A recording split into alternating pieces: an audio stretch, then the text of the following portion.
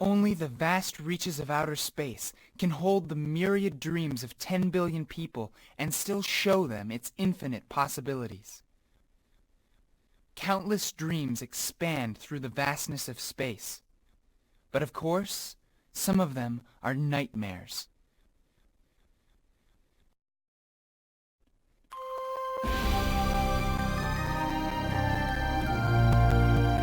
Soon after their first contact in the Gamma Sector, the intelligent life forms on the planet Rosonia began a confrontation with the Earth Federation.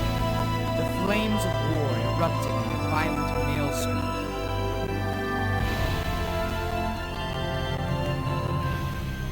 In the space year 342, aboard the battleship Karnas, he led our forces to victory in battle against Rizonia and received the Medal of Valor. In the space year 345, he solved the mystery of the virus outbreak on the undeveloped frontier planet Rogue. He then thwarted the treacherous plot hatched in the aftermath of Rizonia by G. Revors, leader of the planet Farget.